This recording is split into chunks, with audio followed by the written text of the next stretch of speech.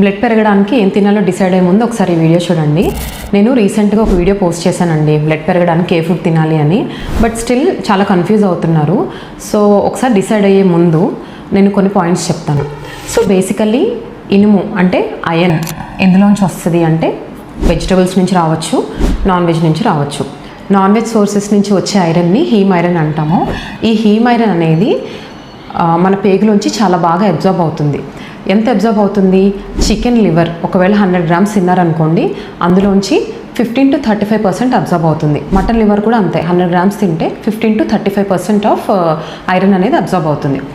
Next non him iron అంటే vegetables నుంచి వచ్చే ఐరన్ని నాన్ హీమ్ ఐరన్ అంటాం. ఈ ఐరన్ అబ్జార్ప్షన్ అంత ఎక్కువ ఉండదండి. మనం చాలా ఎక్కువ తింటే అందులోంచి కొంచెమే అబ్జర్వ్ అవుతుంది. ఎగ్జాంపుల్, బీట్రూట్ ఒక 100 grams తిన్నారనుకోండి, ఆ 100 gramsలో ఉన్న ఐరనే 0.5 mg ఉంటుంది. అందులోంచి ఒక 5% మాత్రమే అబ్జర్వ్ అవుతుంది అనమాట. అలాగే డేట్స్ ఉంటాయి కదా, 100 grams డేట్స్ తిన్నారనుకోండి, 1 mg ఐరన్ ఉంటుంది. అందులోంచి ఇంకా తక్కువ అబ్జర్వ్ అవుతుంది బాడీలో. నెక్స్ట్ దానిమ్మ, అది కూడా అంతే. ఒక 100 grams దానిమ్మ తిన్నారనుకోండి, అందులోంచి ఓన్లీ 0.3 mg వస్తుంది. అందులోంచి మనం బాడీ తీసుకునేది ఇంకా చాలా తక్కువగా ఉంటుంది. ఉడకబెట్టిన శనగలు ఒక 1 cup తిన్నారనుకోండి, అందులో 4.7 mg ఆఫ్ ఐరన్ ఉంటుంది. సో అందులోంచి మన బాడీ తీసుకునేది లెస్ దెన్ 1 mg ఉంటుంది. నెక్స్ట్ ఆకుకూరలు అంటే ఇప్పుడు పాలకూర ఉంటుంది కదా, అది ఒక 100 grams ఉందనుకోండి, దాంట్లో ఓన్లీ 2.5 mg ఆఫ్ ఐరన్ మాత్రమే ఉంటుంది. అందులోంచి మన బాడీ తీసుకునేది చాలా తక్కువ.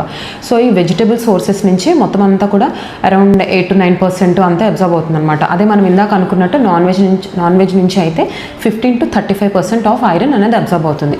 సో ఇప్పుడు ఈ వెజిటబుల్స్ నుంచి అబ్జార్ప్షన్ పెంచుకోవాలి అంటే ఎలాగా?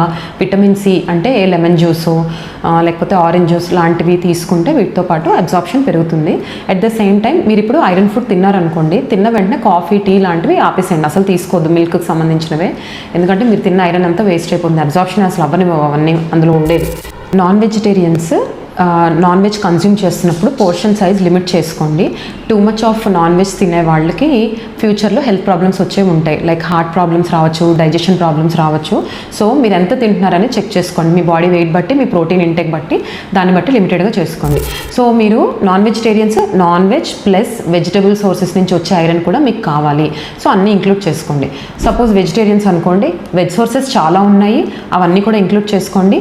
అబ్జార్ప్షన్ పెంచుకోవడానికి విటమిన్ సి లాంటివి యాడ్ చేసుకోండి.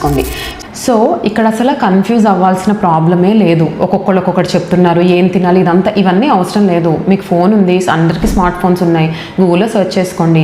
ఎక్కువ స్ట్రెస్ తీసుకోవద్దు, అన్నీ తినండి, మోడరేషన్లో తినండి, బ్యాలెన్స్డ్గా తినండి, హెల్దీగా తినండి, జంక్ ఫుడ్ అవాయిడ్ చేయండి, oily food, fried food avoid చేయండి. ఇలా చూసుకుంటే మీరు చాలు. కొంత ఎక్సర్సైజ్ ఇంక్లూడ్ చేసుకోండి. Remember, good diet, good exercise.